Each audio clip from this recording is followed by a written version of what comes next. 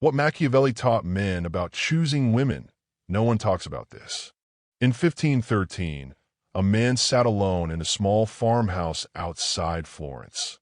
Humiliated, exiled, stripped of everything he had spent his life building. He had been arrested, tortured, accused of conspiracy against the most powerful family in Italy. And in that silence, with nothing left, he picked up a pen and wrote the most dangerous book in the history of power. That man was Niccolò Machiavelli, and that book was The Prince. But here is what almost no one tells you.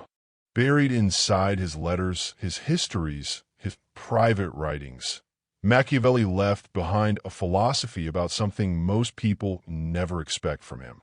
Not war, not politics, the kind of woman a man should choose to build his life with. What he wrote is not romantic. It is not flattering, but it is true, and it is something most men figure out too late. Niccolò Machiavelli was born in Florence in 1469. He was not a king, not a general, not a priest. He was a diplomat, a man who spent 14 years watching powerful people from the inside. He negotiated with popes and warlords. He sat across the table from Cesare Borgia, one of the most feared men in Europe, and studied how he made decisions, who he trusted, who he cut loose the moment they stopped being useful. Machiavelli recorded all of it, and what he concluded over and over again was that the greatest threat to any powerful man was not his enemies. It was misplaced trust, giving your loyalty, your name, your future, your most vulnerable self to someone who had not earned it, someone who would stay close when life was good and disappear or turn against you the moment you needed them most. That lesson, more than any other, is what Machiavelli spent his life studying, and it applies directly to the most important choice a man will ever make. Machiavelli wrote that any man could find allies in good times. When you are winning, when confidence is high, money is flowing, life feels easy, almost anyone will be loyal to you. That costs them nothing. The only loyalty that means anything is the loyalty that shows up when you're losing. Most men evaluate women during the easy seasons, when everything is working, and then they make a permanent decision based on temporary evidence. Machiavelli's test was simpler and harder.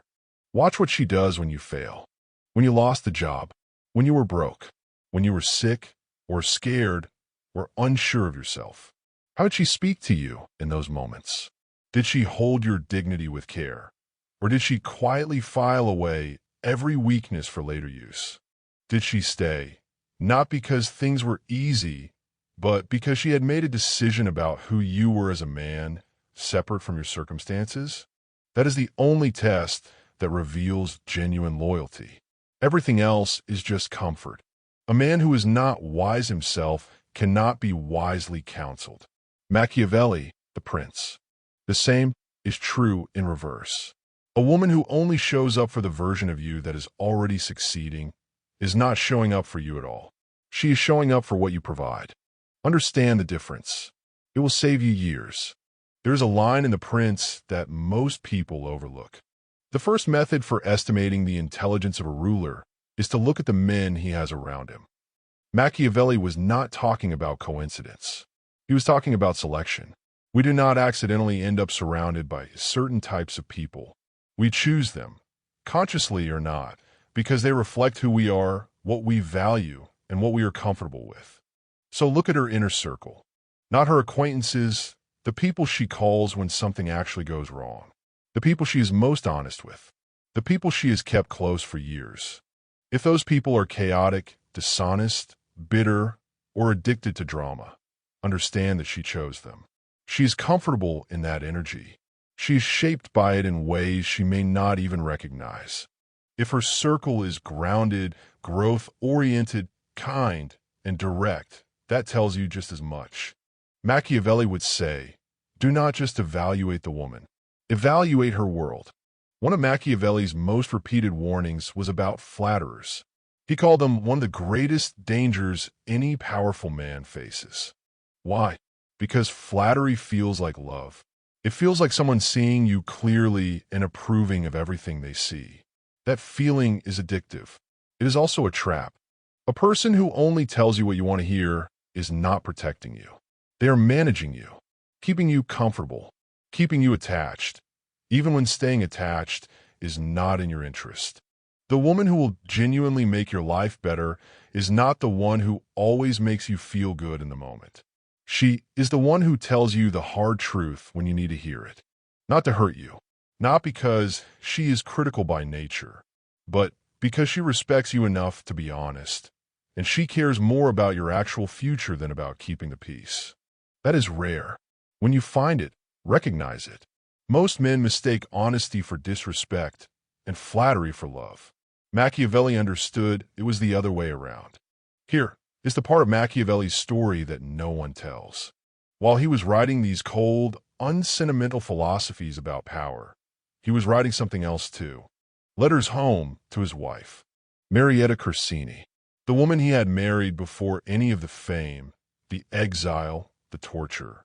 Those letters reveal something that surprises people.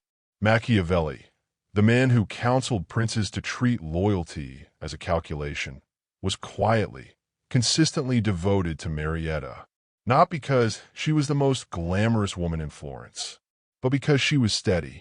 When he was arrested, she did not leave. When he was exiled and broke and stripped of his position, she held the household together. She did not perform devotion.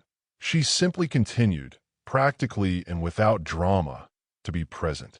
The most ruthless political thinker of the Renaissance built his personal life around the exact qualities he wrote about in his work: reliability under pressure, practical intelligence, loyalty that did not depend on circumstances. He did not choose glamour. He chose someone trustworthy, and that choice outlasted everything else. So here is the lesson Machiavelli left behind. The woman you choose to build your life with will be the single most powerful influence on where that life goes. She will be there on your worst days, the days when no one else sees you.